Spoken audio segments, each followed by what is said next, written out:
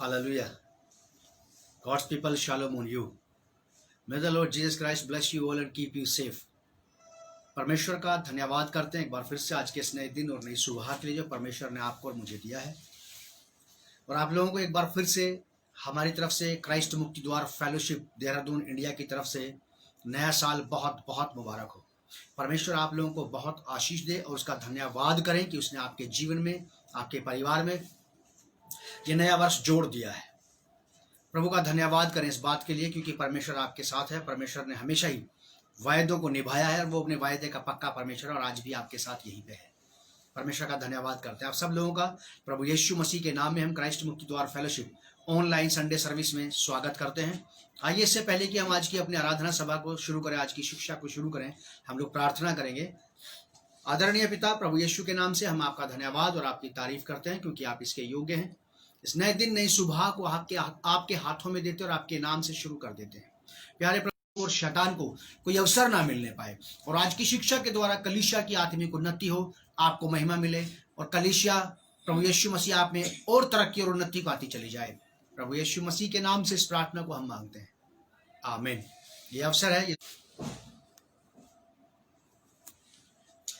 सभी को जय मसीह की। एक बार फिर से हम सभी परिवार के लोग तरफ से और सीएमडी परिवार की तरफ से आपको नया साल बहुत बहुत मुबारक हो। जबकि प्रभु ने हम सबके जीवन में एक नया वर्ष जोड़ा है, आइए हम प्रभु का धन्यवाद करें और धन्यवाद के साथ अपने अपने जीवनों को, अपने अपने परिवारों को परमेश्वर के सामर्थी हाथों में सौंप दें और प्रभु से कहें कि प्रभु हमारा जीवन आप ले लें और अपनी महिमा के योग्य इसे बनाए। पवित्र आत्मा से आप कहें कि वो आपकी सहायता करे, प्रभु यीशु मसीह की आराधना करने के योग्य वो आपको बना सके, प्रभु को हम भाई ऐसा जीवन वो हमारा बना सके। आइए हम अपने जीवनों को इस गीत के साथ परमेश्वर को इस पूरे साल के लिए समर्पित करें और कहें कि प्रभु यीशु मसीह आप हमें बनाए। पवित्र आत्मा जी से कहें कि वो आपको बनाए ताकि हम ऐसे बन जाएं जो प्रभु को भाने योग्य हो, जो प्रभु यीशु मसीह की महिमा के काम आने वाले बन जाएं। आइए हम इस गीत को गाएं और आराधना करें प्रभु को और प्रार्थना करें प्रभु से कि सचमुच में प्रभु हमारा जीवन ऐसा ही आप बनाए। हम अपने आप को, अपने जीवनों को यीशु मसीह के हाथों में सौंपते हैं।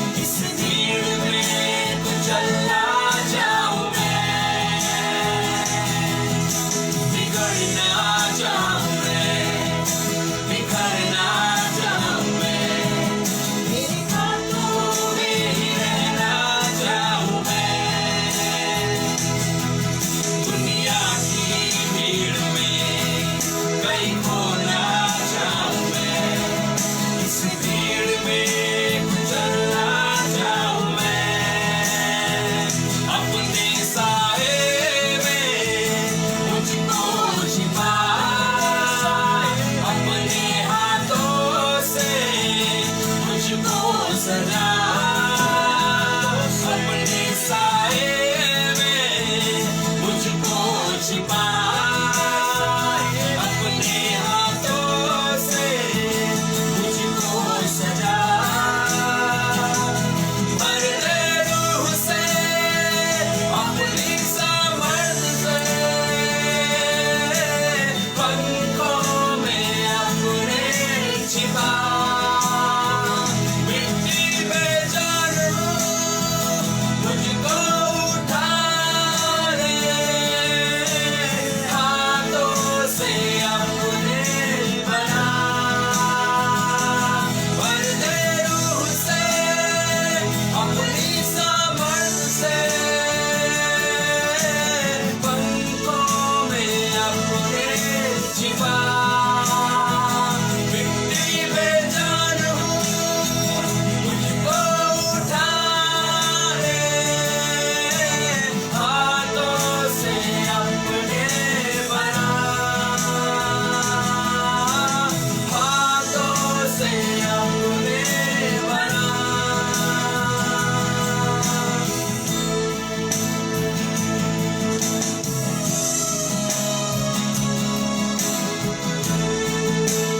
Yes, Jesus. महफूज है आपके साए में प्रभु जी,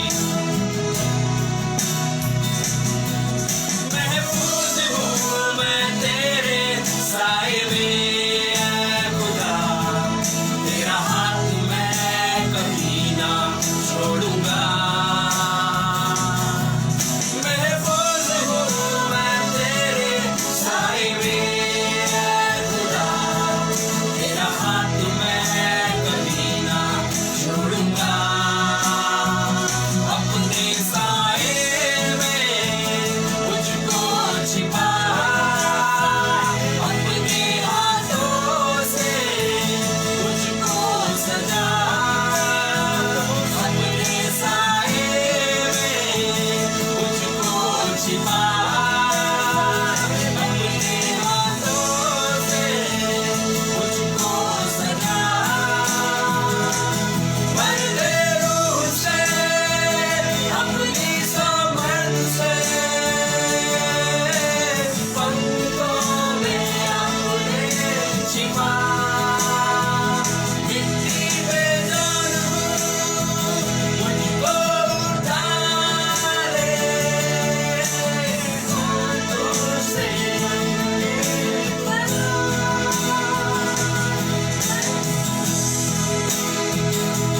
भर दे रूह से अपनी सामर्थ से,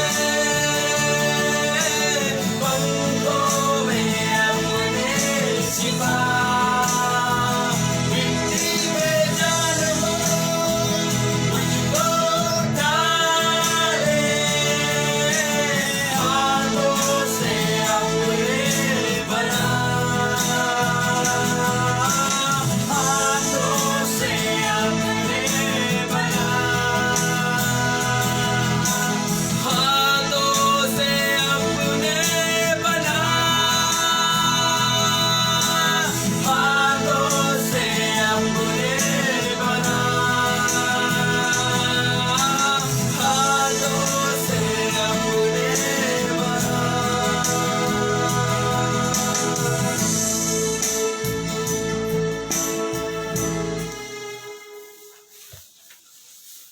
प्रेज द लॉर्ड।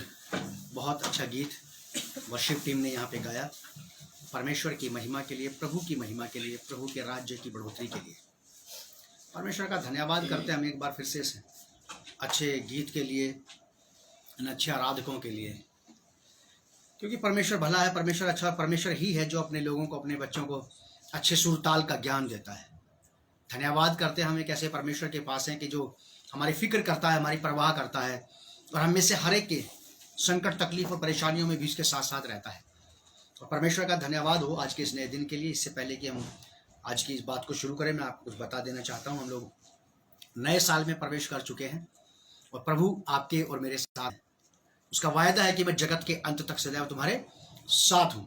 तो आपको और मुझे बड़े आनंद के साथ इस 2021 में चलना फिरना है, बहुत आनंद के साथ, बड़े ही खुले दिमाग से, खुले हृदय से, क्योंकि आप और मैं जानते हैं कि 2020 में विपत्ति के साल में भी वो मेरे साथ साथ था और आज भी वो मेरे साथ है। चलिए हम लोग आज की अपनी शिक्षा को शुरू करें। हमारी शिक्षा का आज का जो नाम है वो है great commission of the Lord Jesus Christ. प्रभु यीशु मसीह की महान शिक्षा, महान आज्ञा, प्रभु यीशु मसीह की महान आज्ञा। और महान आज्ञा एक ऐसी आज्ञा है कि उस आज्ञा के आगे सारी दुनिया की आज्ञाएं किसी काम की नहीं है। सारी दुनिया की आज्ञाएं उस महान आज्ञा का सामना नहीं कर सकती हैं। दुनिया की कोई भी आज्ञा, कोई भी फरमान, किसी भी राजा का, किसी भी बादशाह का, किसी भी सरकार का, प्रभु यीशु मसीह के फरमान के सामने कुछ भी नहीं है। अगर वो फरमान ठीक ढंग से, ठीक लोगों के हाथ में पहुंच जाए तो वो प्रभु यीशु मसीह के फरमान को, प्रभु यीशु मसीह की आज्ञा को, प्रभु यीशु मसीह के ग्रेट कमीशन को अपने हाथ में लेकर के आगे ही आगे बढ़ते चले जाएंगे। फिर कीमत चाहे जो भी हो, कोई मायने नहीं रखता। फिर कोई इस बात के कोई सोचने विचारने की बात ही नहीं रह गई कि कीमत क्या देनी पड़ेगी, क्योंकि प्रभु यीशु मसीह जिसने आपको और मुझे ये महान आज्ञा दी है वो महान है। और उस महान व्यक्ति की बात को मानना हमारे लिए, अपने लिए एक आदर के योग्य बात होगी। चलिए हम लोग देखेंगे, मेरे साथ निकाले आप मत्ती रचित सुसमाचार उसका 28 अध्याय। Gospel according to Matthew chapter 28 verse from 16 to 20। मैं पढ़ रहा हूं, आप लोग अपनी बाइबल में देख सकते हैं मेरे साथ। मत्ती रचित सुसमाचार 28 अध्याय का 16 पद से 20 पद तक। मैं आपको एक बात बता देना चाहता हूं इससे पहले कि मैं इस बात को शुरू करूं। आप इस बात को ध्यान रखिएगा। परमेश्वर का बड़ा धन्यवाद हो आपके लिए और मेरे लिए कि उसने आपके और मेरे जीवन में बड़े बड़े सुधार किए हैं, बड़े बड़े बदलाव आए हैं आप में और मुझ में। लेकिन बारीकियों की अभी भी आवश्यकता है। बहुत बड़े बड़े बदलाव परमेश्वर आप में और मुझ में ले आया। परमेश्वर का धन्यवाद करते हैं, उसने आपको और मुझे बहुत बड़े स्केल पर बदला है। लेकिन अभी भी बारीकियों के बदलाव की, सही कशीदाकारी की अभी भी आवश्यकता है। याद रखिएगा आप मेरी इस बात को। बहुत बड़े बड़े बदलाव आप में और मुझ में आ चुके हैं, लेकिन बारीकियां अभी भी बाकी हैं। लिखा है कि 11 चेले गलील में उस पहाड़ पर गए जिसे यीशु ने उन्हें बताया था। क्रूस पर चढ़ने से पहले, अपनी मृत्यु से पहले, जी उठने से पहले प्रभु यीशु मसीह ने उनको बता दिया था कि मैं जी उठूंगा और मैं तुमसे वहां गलील के पहाड़ पर मुलाकात होगी मेरी, वहीं मिलूंगा मैं तुमसे जी उठने के बाद। यीशु ने उन्हें बताया था। उन्होंने उसके दर्शन पाकर, ध्यान से सुनिएगा, उन्होंने प्रभु यीशु मसीह का साक्षात्कार पाकर के, दर्शन पाकर के, विजन जिसे लोग कहते हैं, जिसे मिनिस्टर्स, बिलीवर्स, सेवक विजन की बात करते हैं, उसकी बात हो रही है यहां पे। उन्होंने उसके दर्शन पाकर उसे प्रणाम किया, पर किसी किसी को संदेह हुआ। विजन पाने के बावजूद भी बिलीवर को, मिनिस्टर को शक और संदेह हो सकता है उन दिनों में जब दिशा और दशा एक्यूरेट ना हो, जब हालात और परिस्थितियां हमारे पक्ष में ना हो, अनुकूल ना हो, फेवर में ना हो। तब बुलाहट पर, तब उस कॉल पर, तब उस विजन पर जो प्रभु ने आपको और मुझे दिया है या किसी भी व्यक्ति को दिया है, संदेह, सवाल या निशान हम खुद ही खड़ा कर देते हैं। लिखा है उन्होंने उसके दर्शन पाकर उसे प्रणाम किया, पर किसी किसी को संदेह हुआ कि ये सच में है या नहीं है, ये सचमुच प्रभु यीशु है या नहीं है जो जी उठा है। क्योंकि बहुत सारे लोग उसके साथ रहने के बावजूद भी, उसके द्वारा मुर्दों को जिला दिया, जीता हुआ देखने के बावजूद भी इस असमंजस में थे, क्या ये हो सकता है कि मुर्दे जिलाए जाएं? क्या ये हो सकता है कि मुर्दे जिलाए जा सकते हैं? क्या ये हो सकता है कि मुर्दे जी उठेंगे? डेफिनेटली ऐसा हो सकता है यदि सृष्टि का मालिक, स्वर्ग और पृथ्वी का अधिकार पाया हुआ प्रभु यीशु मसीह यदि ऐसा करे तो ये डेफिनेटली हो जाएगा।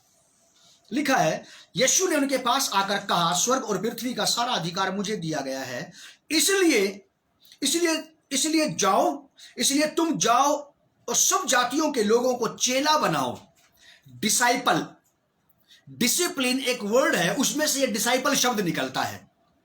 डिसिप्लिन में से डिसाइपल शब्द निकलता है। लिखा कि इसलिए तुम जाओ और सब जातियों के लोगों को चेला बनाओ और उन्हें पिता और पुत्र और पवित्र आत्मा के नाम से बपतिस्मा दो और उन्हें सब बातें जो मैंने तुम्हें आज्ञा दी है मानना सिखाओ। और देखो मैं जगत के अंत तक सदैव तुम्हारे साथ हूं। यहां हम दो बातों पर बात करेंगे, वर्ष 17 और वर्ष 20 पर। यहां लिखा है कि उन्होंने उसके दर्शन पाकर उसे प्रणाम किया। ये वो लोग थे जो प्रभु यीशु मसीह के एक्सपीरियंस थे। इनके पास प्रभु यीशु मसीह के बहुत सारे अनुभव थे। और मैंने अपने 30 साल के मसीह जीवन में देखा है जिन बिलीवर्स को प्रभु यीशु मसीह ने सालों अनुभव दिए अपने जिंदा रहने के, जितने अपने सामर्थ्यशाली होने के, अपने स्वर्ग और पृथ्वी का अधिकारी होने के प्रमाण दिए, जिन लोगों को कभी कभी मैंने उनको भी शक करते और संदेह करते देखा है। मिला हूं मैं ऐसे लोगों से कि पता नहीं आगे क्या होगा। जैसे कुछ लोग ये सोच रहे होंगे भाई 20 तो निकल गया, अब पता नहीं 2021 क्या करेगा। जो लोग प्रभु यीशु मसीह पर बिलीव करते हैं वो इस बात का विश्वास करते हैं कि जिसने 2020 को मेरे लिए कंट्रोल में रख रखा था वो 2021 को भी मेरे लिए कंट्रोल में रखे रहेगा। याद रखिएगा, लिखा है कि उन्होंने उसके दर्शन पाकर, विजन पाए हुए लोग किस प्रकार से मिसप्लेस, मिसफिट और मिसगाइड हो सकते हैं अकॉर्डिंग टू द सिचुएशन। और मैं प्रभु का धन्यवाद करता हूं कि उसने मुझे ये विजडम और उसने मुझे ये टीचिंग दी है कि मैं अकॉर्डिंग टू द सिचुएशन बिल्कुल भी नहीं चलता हूं। हालात और परिस्थितियां चाहे जैसे भी हो, फिर भी मेरा दिमाग वहीं रहता है। कहां? जहां प्रभु यीशु मसीह सिंहासन पर विराजमान है। मैं जानता हूं अगर 30 साल के बाइबल अध्ययन में, 30 साल के मसीह जीवन में अगर ये बात मैंने नहीं सीखी तो मैं सोचता हूं कि फिर मैंने कुछ नहीं सीखा। यहां लिखा है कि और उन्होंने उसके दर्शन पाकर उसे प्रणाम किया, पर किसी किसी को संदेह हुआ। किसी किसी को संदेह हुआ। अनबिलीफ बिलीवर्स, अविश्वासी विश्वासी हैं ये लोग। और इन्हीं अविश्वासी विश्वासियों को प्रभु यीशु मसीह ने बोला कि जाओ सारे जगत में जाकर सुसमाचार का प्रचार करो, सब जाति के लोगों को चेला बनाओ। जिनको प्रभु यीशु मसीह पे विश्वास करने में दिक्कत हो रही है उनके हाथ में प्रभु यीशु मसीह अथॉरिटी दे रहे हैं, ग्रेट कमीशन उनको दे रहे हैं। उन्होंने दर्शन पाकर उसे प्रणाम किया, पर किसी किसी को संदेह हुआ। मैंने आपको एक बात बताई थी शुरू में ही, जो परमेश्वर की आत्मा ने मुझे बताई है। क्या? कि परमेश्वर ने हमारे अंदर बड़े बड़े बदलाव किए हैं। आपने और मैंने परमेश्वर के वचन के द्वारा से अपने जीवन में बड़े बड़े बदलावों को देखा है, लेकिन बारीकियां मेरे मित्र अभी भी बाकी हैं। इन्होंने भी बहुत बड़े बड़े बदलावों को देखा था, इनके जीवन में भी बदलाव आए थे, क्योंकि ये अपनी कम्युनिटी से बाहर निकल करके उसके पैतृक पैटर्न को, उसके पैतृक सिद्धांतों को छोड़ करके नई व्यवस्था, प्रभु यीशु मसीह के वचन को, प्रभु यीशु मसीह के नए दिशा निर्देश को इन्होंने अपना लिया था। और पूरे समाज से इन्होंने दुश्मनी मोल ले ली थी, पूरे समाज से टकरा गए थे प्रभु यीशु मसीह की शिक्षा के द्वारा। इनमें बड़ा बदलाव आया, लेकिन अभी भी बारीकियां बाकी थी, बारीकियां बाकी हैं। आप में से बहुत सारे लोग इस बात को जानते हैं एक शिल्पकार के बारे में। शिल्पकार उसे कहते हैं जो एक बड़ी चट्टान में से खोद करके एक तस्वीर बनाता है, एक मूर्ति बनाता है, एक आइडल बनाता है। शिल्पकार कहते हैं उसे। बड़े बड़े हथौड़े, बड़ी बड़ी ड्रिल मशीन उस पर चलाता है, लेकिन जब उसको एक स्ट्रक्चर, एक आकार दे देता है तो फिर बारीक बारीक औजार निकालता है, आंख बनाने के लिए, नाक बनाने के लिए, झुर्रियां बनाने के लिए, दांत बनाने के लिए, होंठ बनाने के लिए, हाथ के नाखून और हाथों की ये लकीरें उंगलियों की बनाने के, बहुत सारे बारीक बारीक औजार निकालता है। बारीक बारीक औजार निकालता है, बारीक बारीक औजार निकालता है ताकि खूबसूरती लाई जा सके, खूबसूरती लाई जा सके। बाइबल में लिखा है कि सुनार, चांदी और सोने को पीट पीट के पत्र बना देता है, पत्र उसको फ्लैट बना देता है। फिर उसके बाद उसके ऊपर वो डाई से या किसी भी प्रकार से फिर उसके ऊपर वो नक्शा बनाना शुरू करता है, डिजाइन बनाना शुरू करता है। और जब वो डिजाइन बनाता है तो मैंने कई बार सुनारों को देखा, बारीक बारीक औजार उनके पास होते हैं, बहुत छोटे छोटे, ताकि वो खूबसूरती निखार के उस पत्र की बाहर ला सके, उस चांदी के पत्र की या सोने की उस प्लेट की। ठीक वैसे ही हमारे अंदर बड़े काम तो हो चुके हैं, बिलीवर्स में, विजनरीज में, मिशनरीज में बड़े बड़े काम तो हो चुके हैं, बिलीवर्स में, मिनिस्टर्स में, वर्शिपर्स में बड़े बड़े काम तो हो चुके हैं, लेकिन बारीकियां अभी बाकी हैं। दोस्त याद रखिएगा आप इस बात को, याद रखिएगा आप इस बात को। जब तक हम ना फिरें और बालक के समान ना बने, जब तक हम ना फिरे तब तक तो आपको और मुझे लगातार फिरते रहने की आवश्यकता पड़ेगी। लिखा है उन्होंने उसके दर्शन पाकर उसे प्रणाम किया, दर्शन पाए हुए लोगों की हालत है ये। प्रणाम किया पर किसी किसी को संदेह हुआ। चलिए आगे बढ़ते हैं। 20 पद। और उन्हें यीशु मसीह ने 19 वर्ष में लिखा कि इसीलिए तुम जाओ, सब जातियों के लोगों को चेला बनाओ, उन्हें डिसाइपल बनाओ, उन्हें डिसिप्लिन करो, उनके अंदर का पुराना पैतृक जंगलीपन खत्म करो मेरी शिक्षा के द्वारा। काउंसलिंग से नहीं होता ये, काउंसलिंग से नहीं होता। बहुत साल पहले की बात है, हमारे बच्चे बहुत छोटे छोटे थे। एक काउंसलिंग स्कूल हमने 3 दिन का अटेंड किया, मैंने और मेरी वाइफ ने। हमने वहां से शिक्षा ली। फिर 3 महीने के बाद उन्होंने खुद फिर से एक नया सेशन शुरू किया 5 दिन का। उसमें मुझे और मेरी वाइफ को बुलाया उन्होंने काउंसलिंग करने के लिए। हम दोनों ने बहुत सारे लोगों की वहां पे काउंसलिंग की। वो लोग जो उसके ऑर्गेनाइजर थे वो बहुत बारीकी से उस चीज को देख रहे थे कि ये दोनों हस्बैंड वाइफ किस प्रकार से ये काम कर रहे हैं। क्योंकि काउंसलिंग का एक्सपीरियंस मुझे और मेरी पत्नी को पहले से था। कैसे? क्योंकि मैं और मेरी पत्नी दोनों इवेंजलिस्ट हैं, सुसमाचार का प्रचार करते हैं, लोगों के पास जाकर के उनको प्रभु की बातें बताते हैं, उनको प्रभु यीशु मसीह के करीब लाने का प्रयास करते हैं, प्रार्थनाएं करते हैं और बातों का जवाब देते हैं और उनसे हम सवाल भी करते हैं, उनके सवालों का उत्तर भी देते हैं। इसीलिए तो कहते हैं काउंसलिंग करना, किसी को डिस्ट्रैक्ट व्यक्ति को ट्रैक पे ले आना, अपनी बात उस तक पहुंचा देना, उसके माइंड में डाल देना, इसे कहते हैं काउंसलिंग। ये तो हम पहले से जानते थे। और उन लोगों ने हमें ऑब्जर्व किया, ऑब्जर्व करते करते वो कहने लगे, हम दोनों पति पत्नी को उन्होंने ऑफर दिया कि आप हमारे साथ टीचिंग करें। मैंने मना किया कि नहीं सर, मैं नहीं कर पाऊंगा। उन्होंने मुझे बहुत सारी बातें बताई, बहुत बड़े बड़े उन्होंने मुझे सपने दिखाए, लेकिन मैंने बिल्कुल नहीं, क्योंकि मैं जानता था कि मेरा दर्शन काउंसलिंग का नहीं, मेरा दर्शन प्रीचिंग और टीचिंग, हीलिंग और डिलीवरेंस का है। Jesus Christ has given us ministry of Christ according to the Matthew chapter 4 verse 23। इसके अलावा कोई दूसरी सेवकाई मेरे पास नहीं, ना कंबल बांटना, ना दवाई बांटना, ना एजुकेशन बांटना, ना काउंसलिंग करना, ना कुछ और करना। मिनिस्ट्री ऑफ क्राइस्ट मैं और मेरी पत्नी और हम करते हैं, और हम अपने दोनों बच्चों को भी यही सिखा रहे हैं कि बस फोकस्ड रहना, दर्शन पाए हुए व्यक्ति को डिस्ट्रैक्ट होने का कोई रास्ता ना मिले। कोई ऐसे हालात और सिचुएशन नहीं है कि दर्शन विजन पाए हुए व्यक्ति को डिस्ट्रैक्ट कर सके। प्रभु यीशु मसीह ने हमें सेवकाई सौंपी। मत्ती 4:23 में लिखा कि और यीशु उनके आराधनालयों में उपदेश करता, उन्हें परमेश्वर के राज्य का सुसमाचार सुनाता और बीमारों को चंगा करता फिरा। Teaching, preaching, healing and deliverance, this is the only ministry of Christ. यही काम मैं और मेरी पत्नी कर रहे हैं और यही बात हम अपने बच्चों के अंदर डाल रहे हैं कि बस केवल मिनिस्ट्री ऑफ क्राइस्ट पर बिलीव करना, मिनिस्ट्री ऑफ क्राइस्ट को ही करना है। यहां दर्शन पाए हुए लोग डिस्ट्रैक्ट हो गए। छोड़िए 19 वर्ष 19वीं आयत। इसलिए तुम जाओ और सब जातियों के लोगों को चेला बनाओ और उन्हें पिता, पुत्र और पवित्र आत्मा के नाम से बपतिस्मा दो। ये ग्रेट कमीशन है, महान आज्ञा जो डिसाइपल्स को दी गई है, आपको भी या मुझे भी दी गई है। हर एक बिलीवर चेला चेले पैदा करेगा, डिसाइपल डिसाइपल पैदा करेगा। अक्सर मैं बोलता हूं monkey reproduce monkey, donkey reproduce donkey, God reproduce God and disciple reproduce disciples. तो आप डिसाइपल हैं, शिष्य हैं। शिष्य है, शिष्य को ही उत्पन्न करेगा, पैदा करेगा। शिष्य बनाइए आप लोगों को प्रभु की शिक्षा के द्वारा से। लिखा कि उन्हें चेला बनाए प्रभु यीशु मसीह का, अपना नहीं। लोगों को अपने पीछे ना लगा ले। हम लोगों के दिमाग में ये बात ना डाल दें कि उनका दिन और रात शुरू ही नहीं होता है मुझसे बात किए बगैर।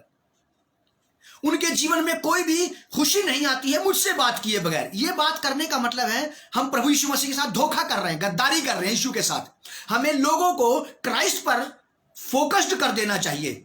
हम लोगों को अपनी तरफ फोकस्ड कर लेते हैं, मिशनरीज, बिलीवर्स, मिनिस्टर्स, तो हम यीशु मसीह के साथ दगा करते हैं। और याद रखिएगा कि दगा किसी का सगा नहीं, दगा किसी का सगा नहीं है साहब, याद रखिएगा, ये किसी का अपना नहीं होता। इसलिए तुम जाओ, सब जातियों के लोगों को चेला बनाओ और उन्हें पिता, पुत्र, पवित्र आत्मा के नाम से बपतिस्मा दो। वर्ष 20 जिस पर मैं आपका ध्यान दिलाना चाहता हूं, और उन्हें सब बातें, टोटल बातें, ऑल टोटल बातें, पूरी की पूरी बातें, थोड़ी मोड़ी नहीं।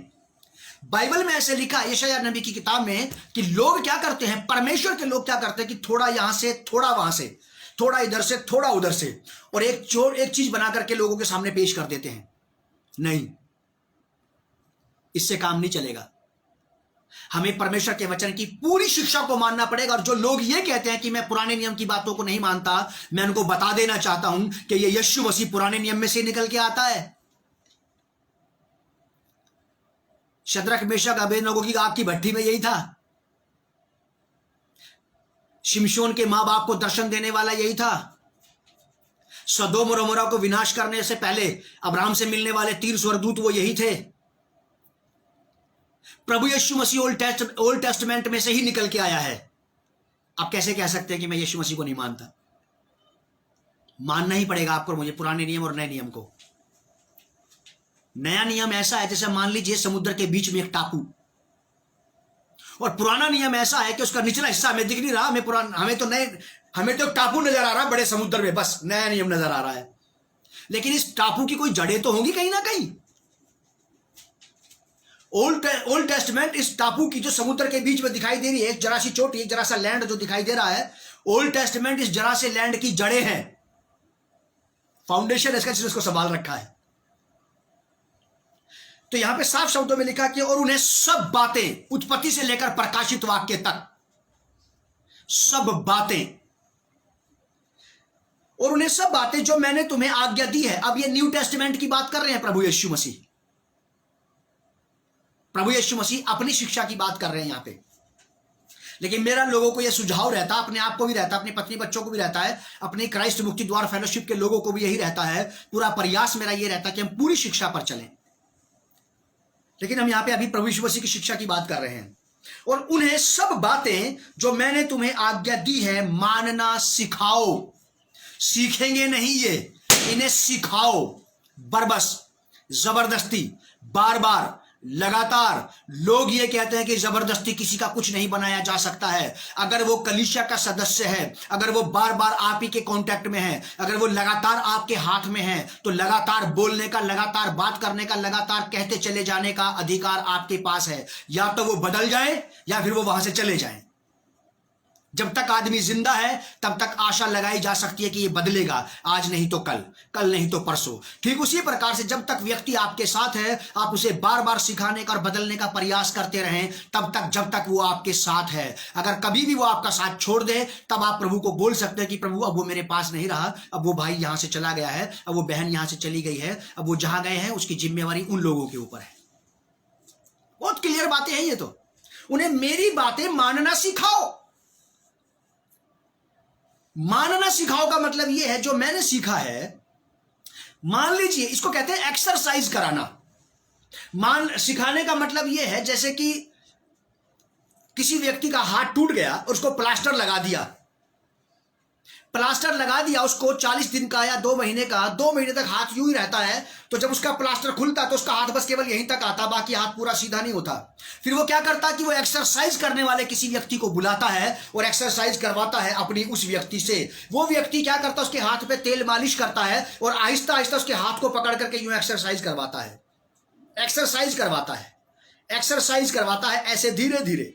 और आहिस्ता आहिस्ता ये हाथ यहां से यूं आने लगता है, धीरे धीरे एक्सरसाइज करो, एक्सरसाइज करो, आहिस्ता आहिस्ता चलाओ हाथ को धीरे धीरे।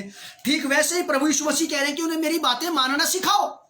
वो करेंगे नहीं, लेकिन तुम्हें उनसे करवाना है, एक ही दम नहीं करवाना है। एवरीडे, प्रतिदिन आपको और मुझे प्रभु यीशु मसीह की बात को मानना है।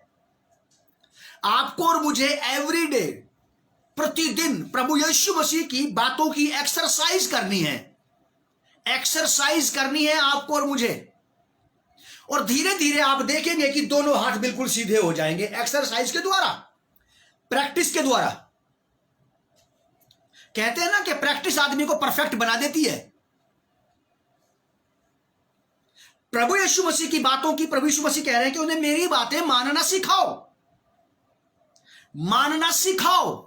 सिखाने में समय लगता है। ठीक वैसे ही जो टीचर्स मुझे देख रहे हैं वो जानते हैं, वो माता पिता जिन्होंने अपने बच्चों को अपनी गोद में बैठा करके हाथ में पेंसिल पकड़ करके, हाथ पकड़ कर लिखना सिखाया है, जिन्होंने अपने बच्चों को हाथ पकड़ करके लिखना सिखाया है कि 6 ऐसे बनाते हैं, 7 ऐसे बनाते हैं, 3 ऐसे बनाते हैं। एक समय के बाद बच्चे को आपके हाथ पकड़ने की आवश्यकता नहीं रहती। ठीक वैसे ही प्रभु यीशु मसीह के सेवकों को, विश्वासियों को, नए लोगों को हाथ पकड़ करके लिखना सिखाने की आवश्यकता है। मानना सिखाओ, कॉन्टिन्यूसली मानना सिखाओ, लगातार मानना सिखाओ, तब तक जब तक वो मानने में परफेक्ट ना हो जाए, जब तक वो मानना ना सीख जाए। मेरी पत्नी ने हमारी बेटी को रोटी बनाना सिखाई। बस शुरुआती रोटी हमने कैसे खाई है हम ही जानते हैं साहब। लेकिन फिर भी वो बार बार हम बोलते थे बेटा तू रहने दे, तेरी मम्मी को बना देने दे, हमें खाना खा लेने दे, मैं तो दिन में एक ही बार खाना खाता हूं। तो कहती नहीं मुझे भी तो सीखना है। मैं कहा हाँ बात तो ठीक है, चलो तुम्हारे एक्सपीरियंसेस हमारे ही ऊपर चले। तो करते करते करते करते करते करते करते करते करते करते करते करते अब बढ़िया रोटी बनने लगी। एक्सरसाइज ने उसे परफेक्ट बना दिया। मानना सिखाओ, करते रहना सिखाओ। प्रभु यीशु मसीह कह रहे हैं जाओ सब जाति के लोगों को चेला बनाओ और उन्हें पिता पुत्र पवित्र आत्मा के नाम से बपतिस्मा दो, और मेरी बातें, मेरी शिक्षा जो मैंने तुम्हें दी है, जो आज्ञाएं पुराने विश्वासियों के पास है, आपके और मेरे पास, वो आपको और मुझे न्यू बोर्न बिलीवर्स को सिखानी पड़ेगी। आज्ञाएं मानना। ध्यान से सुनिए, आपको और मुझे उसको मत्ती की किताब के अल्फाबेट्स रटना नहीं सिखाने। यूहन्ना 3:16 में क्या लिखा ये रटना नहीं सिखाना। मत्ती 5:20 में क्या लिखा ये रटना नहीं सिखाना। उसको रेफरेंसेस याद हो तो अच्छी बात है, ना भी हो तो कोई बात नहीं, लेकिन जो लिखा है उसकी एक्सरसाइज वो कर ले अपने जीवन में तो परफेक्टली वो एक बेहतरीन मसीह शिष्य बन जाएगा। हमें केवल ये नहीं सिखाना है, लिखा कि मेरी आज्ञाएं मानना सिखाओ। प्रभु यीशु मसीह की आज्ञाएं मानना सिखाना, सिखाने का मतलब होता है एक्सरसाइज कराना। एक्सरसाइज कराना, एक्सरसाइज कराना होता है मानने का मतलब, सिखाने का मतलब। क्या सिखाना? मेरी आज्ञाएं। कौन सी आज्ञाएं प्रभु यीशु मसीह की? मेरे साथ दिखाई निकालिए आप मत्ती रचित सुसमाचार 7 अध्याय, gospel according to Matthew chapter 24 verse chapter 7 verse 24 to 29। मत्ती रचित सुसमाचार 7 अध्याय का 24 पद से 29 पद तक। Gospel according to Matthew chapter 7 verse 24 to 29 लिखा है, घर बनाने वाले 2 बुद्धिमान मनुष्य। अब ये घर बनाने वाले 2 मनुष्य, एक बुद्धिमान एक मूर्ख, ये कोई नहीं है, ये आप हैं और मैं हूं। प्रभु यीशु मसीह की बातों पर चलना, प्रभु यीशु मसीह की बातों पर ना चलना, ये हमारी बुद्धिमानी और मूर्खता को प्रकट करता है। आप और मैं अपने लेखे में बुद्धिमान बन सकते हैं, समझदार बन सकते हैं। आज हमने बाइबल नहीं पढ़ी इसलिए हम अपने आप को समझदार समझते हैं, लेकिन वो अपने आप को बुद्धिमान जताकर क्या बन गए? रोमियो की पत्री में लिखा मूर्ख। यहां प्रभु यीशु मसीह कहते हैं घर बनाने वाले 2 मनुष्य, बुद्धिमान और मूर्ख। 2 मनुष्य हैं यहां पे, बुद्धिमान और मूर्ख, जो घर बनाने वाले हैं। और वो दोनों के दोनों लोग इस दायरे से, सर्कल से बाहर नहीं है, ये तो दायरे के अंदर के लोग हैं। और वो कौन है? आप और मैं। कलीसिया के बिलीवर्स, कलीसिया में काम करने वाले विश्वासी लोग, कलीसिया में आने वाले विश्वासी लोग हम हैं, और कोई नहीं है। आप इस बात को बिल्कुल अपने दिमाग में रख लें कि ये 2 लोग जो बुद्धिमान और मूर्ख होगा, कौन बुद्धिमान होगा कौन मूर्ख होगा मुझे नहीं पता, लेकिन ये दोनों के दोनों लोग हैं आप और मैं ही। लिखा है, प्रभु यीशु ने कहा, इसलिए जो कोई मेरी ये बातें सुनकर उन्हें मानता है वो उस बुद्धिमान मनुष्य के समान ठहरेगा जिसने अपना घर चट्टान पर बनाया। कौन सी बातें? जो ये लोग सिखा रहे हैं। 20 पद में लिखा है कि और उन्हें मेरी सब बातें जो मैंने तुम्हें आज्ञा दी है। प्रभु यीशु मसीह की आज्ञा क्या है? प्रभु यीशु मसीह की आज्ञा है मत्ती रचित सुसमाचार उसके 5 अध्याय से लेकर के 7 अध्याय तक, पहाड़ी उपदेश जिसे कहते हैं। ये पहाड़ी उपदेश, sermon on the mount. Sermon on the mount जो है, ये प्रभु यीशु मसीह की शिक्षा है, जिससे आपको और मुझे बचने की कोई जरूरत नहीं है। इससे आपको और मुझे पूरी तरह से इसको मानने की आवश्यकता है। इसे पूरी तरह से सीखने की और सिखाने की बहुत सख्त जरूरत है। यह है सरमन ऑन द माउंट, प्रभु यीशु मसीह की वो आज्ञा जो आपको और मुझे पहले से पहुंच चुकी है। अब हम अपने नाती पोतों को, अपने बच्चों को और कलीसिया में नए पैदा विश्वासियों को सिखाएं, और कुछ नहीं सिखाना आपको और मुझे उसे। बस याद रखिएगा आप क्या सिखाना है, कि इसलिए हमें यह सिखाना है कि आपको, कलीसिया में आने वाले लोगों को, चाहे आप समाज की, सरकार की, देश की किसी भी बात का उल्लंघन करें या ना करें कोई बात नहीं, लेकिन आपको प्रभु यीशु मसीह की बात का उल्लंघन नहीं करना है। और कहीं ना कहीं ये व्यक्ति प्रभु यीशु मसीह की बातों में ये भी सीखेगा कि अपने देश की, अपने सरकार की, अपने अधिकारियों की अधीनता में भी रहें। प्रभु यीशु मसीह की बातें मानना सिखानी पड़ेंगी हमें। या तो ये मान जाएंगे या फिर ये यहां से निकल जाएंगे। या तो ये मान जाएंगे या फिर ये निकल जाएंगे। और दोनों चुनाव उनके अपने होंगे। ये मेरा चुनाव, आपका चुनाव नहीं है कि किसी को शामिल कर लेना या किसी को निकाल देना। बहुत सारे लोग प्रभु यीशु मसीह को छोड़ करके चले गए थे। गॉस्पेल ऑफ जॉन में जब प्रभु यीशु मसीह ने ये वाली बात कही थी 6 और 7 अध्याय में कि मेरा मांस सचमुच खाने की वस्तु और मेरा लहू पीने की वस्तु है, तो बहुत सारे यहूदियों ने बोला ऐसा कैसे हो सकता है। वो चले गए वहां से। वो चुनाव उनका अपना था वहां से जाने का। अगर वो प्रभु यीशु मसीह के प्रभु भोज में शामिल होते तो ये चुनाव भी उनका अपना ही होता। जबरदस्ती थोड़ा हो रही थी किसी के साथ, कोई जबरदस्ती नहीं हो रही थी। यहां पे भी ये लोग रह करके प्रभु की बात को मानेंगे या यहां से जाने का निर्णय लेंगे, ये निर्णय भी इन्हीं का अपना होगा। आप और मैं किसी से कोई फैसला नहीं करवा सकते। लिखा है कि इन लोगों को सिखाओ, इनको एक्सरसाइज कराओ प्रतिदिन। इसलिए जो कोई मेरी ये बातें सुनकर उन्हें मानता है, वो जो केवल बातों को सुनता है वो नहीं, जो बातों को मानता है वो बुद्धिमान कहलाएगा। मुझे दाऊद बादशाह की ये वाली बात हमेशा याद रहती है जब मैं बाइबल पढ़ता हूं या पढ़ाता हूं कि मेरे सब शिक्षकों से ज्यादा मैं बुद्धिमान हूं, समझदार हूं। मैंने इस बात को जानने की कोशिश की कि ऐसा क्यों कहा दाऊद ने। ऐसा कैसे हो सकता है कि वो अपने सब शिक्षकों से ज्यादा होशियार है, अपने सिखाने वालों से ज्यादा बुद्धिमान कैसे हो सकता है। ये उनसे ज्यादा अच्छा कैसे हो सकता है। उसने फिर बात परमेश्वर के आत्मा ने मुझे समझाई कि अगर सिखाने वाला बातों पर खुद नहीं चल रहा है तो सीख कर उस पर बात को मानने वाला, चलने वाला उस सिखाने वाले से ज्यादा बेहतर है। मैंने कहा बात तो बिल्कुल ठीक है।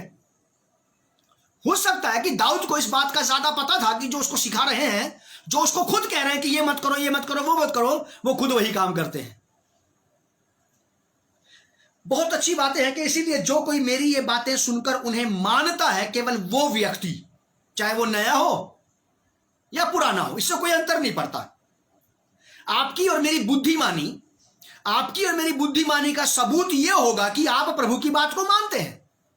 नीति वचन की किताब में लिखा है कि यहोवा का भय मानना बुद्धि का मूल है, आरंभ है। आप बुद्धिमान हैं या नहीं है, आप ज्ञानवान हैं या नहीं है, आप कितना ही बोलते रहिए, इससे फर्क नहीं पड़ता। और एक व्यक्ति अगर परमेश्वर की बात को मानता है तो यह बात प्रूफ करती है कि यह बुद्धिमान व्यक्ति है, सचमुच में यह ज्ञानवान है, क्योंकि यह परमेश्वर का भय मानता है, परमेश्वर की बात को मानता है।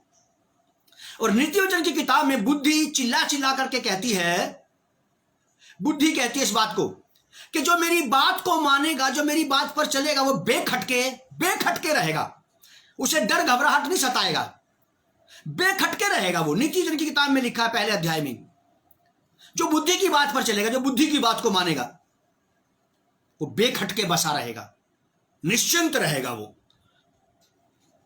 तो यहां पे साफ शब्दों में लिखा है, इसलिए जो कोई मेरी ये बातें सुनकर, मत्ती रचित 7 अध्याय 24 पद, इसलिए जो कोई मेरी ये बातें सुनकर उन्हें मानता है वह उस बुद्धिमान मनुष्य के समान ठहरेगा जिसने अपना घर चट्टान पर बनाया। और यीशु मसीह को छोड़ कोई दूसरी चट्टान नहीं है। प्रभु यीशु मसीह को छोड़ और कोई दूसरी चट्टान नहीं है। 1 कुरिन्थियों 3 अध्याय 11 पद, 1 Corinthians chapter 3 verse 11, 1 कुरिन्थियों 3 अध्याय 11 पद, क्योंकि उस नींव को छोड़ जो पड़ी है और वह यीशु मसीह है, कोई दूसरी नींव नहीं डाल सकता। प्रभु यीशु मसीह की शिक्षा के अलावा कोई दूसरी फाउंडेशन नहीं हो सकती है आपके और मेरे मसीह जीवन की। कितना ही बड़ा विद्वान, कितना ही बड़ा अच्छा सुविचार आते हैं, कई बार फेसबुक पे कुछ लोग डालते हैं, मुझे भी भेजते हैं, हमारे मसीह लोग भी भेजते हैं, आज का अच्छा विचार, किसी व्यक्ति ने बोला उसका अच्छा विचार डाल दिया, और मैं इन चीजों के बारे में सोचता हूं क्या इस मसीह भाई के पास बाइबल से डालने के लिए कोई चीज नहीं थी क्या यीशु मसीह के विचार खत्म हो चुके हैं हमारे पास? क्या प्रभु यीशु मसीह की बातों में ऐसी कमी पड़ गई है कि हमें दूसरों के सुविचार लेकर के अपने लोगों को भेजना पड़े कि आज का सुविचार? मैं कभी किसी को सुविचार नहीं भेजता बाइबल के वचन के अलावा, क्योंकि बाइबल की बातें नहीं खत्म हुई अभी तक तो मेरे जीवन से। 7 साल पहले मैंने नई कार खरीदी और आज तक उस कार को मैं ही चलाता हूं। कभी भी मेरे साथ कहीं हम टीम वर्क में जाते हैं सेवकाई के लिए, कोई दूसरा विश्वासी भाई कहता है पास्टर साहब मैं चलाऊं, तो मैं उसे बोलता भाई अभी तो कार चलाने का मेरा ही शौक पूरा नहीं हुआ, अभी तो मेरे पास यीशु की बातें बताने के लिए खत्म नहीं हुई, मैं किसका सुविचार ला करके लोगों को बताऊं? किसी का नहीं। No one is none like the Lord Jesus Christ. यीशु मसीह के अलावा कोई इस लायक नहीं और यीशु मसीह के जैसा कोई है ही नहीं। प्रभु यीशु मसीह की बातें और प्रभु यीशु मसीह के काम एवरलास्टिंग हैं, कोई उसके जैसा नहीं है ना वो किसी के जैसा है। बढ़िया बात है ये। इसीलिए जो कोई 1 कुरिन्थियों 3:11 लिखा है, क्योंकि उस नींव को छोड़ जो पड़ी है और वह यीशु मसीह है, कोई दूसरी नींव नहीं, कोई दूसरी नींव नहीं है ही नहीं, कोई दूसरी नींव हो ही नहीं सकती, कोई दूसरी नींव। अगर आपके मेरे पास कोई दूसरा फाउंडेशन है तो याद रखिएगा कि ये सारी भूमि हिलाई जाएगी एक दिन और सारी बुनियादें हिल जाएंगी इस जमीन की भी। तब क्या करेंगे आप और मैं? मेरे साथ निकालिए आप लूका रचित सुसमाचार 11:28 gospel according to Luke chapter 11 verse 28। यहां लिखा है, उसने कहा, प्रभु यीशु ने कहा, उसने कहा हां परंतु कि धन्य वे हैं जो इस मेज में शामिल होते हैं, प्रभु भोज की मेज में, चर्च में, लेकिन इनसे ज्यादा धन्य वो लोग होंगे जो मेमने के विवाह की मेज में शामिल हो जाएंगे। क्योंकि मेमने के विवाह की मेज में शामिल होना और यहां कलीसियाई इस मेज में शामिल होना दोनों डिफरेंट बातें हैं। अगर कलीसिया की होली कम्युनियन की मेज में शामिल होना किसी विश्वासी के लिए आदर की बात है, तो आपके लिए इससे ज्यादा आदर की बात यह भी होना चाहिए कि आप स्वर्ग में परमेश्वर के सिंहासन के सामने मेमने के विवाह की मेज में भी शामिल होंगे। इस मेज का आनंद उस मेज के आनंद को पूरा नहीं कर सकता। इस मेज का भी आनंद लें और उस मेज का भी आनंद लें, परमेश्वर के वचन को सुनने का भी आनंद लें और उस पर चलने का भी आनंद मनाएं, उस पर चलने का भी आनंद मनाएं। मत्ती की किताब 7:21 7:21 में लिखा है, प्रभु यीशु मसीह कहते हैं कि जो मुझसे हे प्रभु कहते हैं, उनमें से हर एक स्वर्ग के राज्य में, परमेश्वर के राज्य में प्रवेश नहीं करेगा। अब कलीसिया के जो लोग हैं वो इस बात को जान जाएं, मेरे जैसे विश्वासी और सेवक, ये खतरा है बहुत बड़ा, कलीसिया पर मंडरा रहा है खतरा। कलीसिया पर अधोलोक के फाटक प्रबल नहीं हो सकते हैं। अगर नहीं होंगे तो फिर कलीसिया को अधोलोक के फाटकों पर प्रबल होना पड़ेगा। अगर आपने अपने शत्रु को नहीं मारा तो आपका शत्रु तो आपको मारे ही मारेगा। आपने अटैक नहीं किया तो वो जरूर अटैक करेगा, याद रखिएगा, जरूर अटैक करेगा, वो याद रखिएगा आप इस बात को। मत्ती 7:21 में प्रभु यीशु ने कहा कि हे प्रभु कहने वाले सभी स्वर्ग नहीं जाएंगे। तो हम लोगों को अलर्ट हो जाना चाहिए और लोगों को सिखाना चाहिए कि हे प्रभु मत करो बार बार। उसकी बात को मान करके, उसको अडॉप्ट करके उस पर चलना शुरू कर दो, तब परमेश्वर के राज्य में प्रवेश इजीली हो जाएगा, आसानी से हो जाएगा। याकूब की पत्री उसका पहला अध्याय से 22 पद से लेकर 25 पद तक में भी ऐसा ही लिखा है कि परमेश्वर के वचन को केवल सुनने वाले लोग अपने आप को धोखा देते हैं। जो उस पर नहीं चलते, जो उसको सुनते हैं और सुनकर चलते नहीं, वो अपने आप को ठग लेते हैं। और प्रभु यीशु मसीह ने कलीसिया को ये वाली बात बता दी, भेजने वालों को, सिखाने वालों को ये बता दिया कि उन्हें मेरी बातें मानना सिखाओ, कि जो सीख जाएंगे, मानना सीख जाएंगे, वो स्वर्ग में धोखा कभी नहीं खाएंगे। वरना स्वर्ग में जाके बहुतों को धोखा मिलेगा, वो धोखा खा जाएंगे। इसलिए क्योंकि उन्होंने जिंदगी भर पृथ्वी पर प्रभु की बात को सुनते रहे, अपनाया कभी नहीं उन्होंने उन बातों को, उन बातों पर चले कभी नहीं। बहुत बड़ा धोखा होगा ये उन लोगों के लिए। और आपको और मुझे ये रिस्पॉन्सिबिलिटी दी गई है कि जाओ सारे जगत में जाके सुसमाचार का प्रचार करो, पिता पुत्र पवित्र आत्मा के नाम से बपतिस्मा दो, और मेरी आज्ञाएं जो मैंने तुम्हें बताई है, सिखाई है, वो उनको मानना सिखाओ। और सिखाने का मतलब होता है एक्सरसाइज। किसी भी व्यक्ति को, कोई भी व्यक्ति अपने घर में बुला लेता है, लकवे के रोगी को या पैरालाइज के रोगी को, उसकी एक्सरसाइज कराने के लिए इसके हाथ पैरों में जान आ जाए, क्योंकि वो हाथ पैर मर गए हैं, उसकी मालिश करना और एक्सरसाइज कराना, इससे नई जान आ जाएगी। प्रभु आप लोगों को बहुत आशीष दे, संभाल के रखे और पवित्र आत्मा आपको ट्रेंड करे और आपका हृदय खुला रहे शिक्षा सिखाने के लिए, मनवाने के लिए, लोगों से बात मनवाने के लिए। या तो वो बात मान जाएंगे या फिर वो वहां से चले जाएंगे।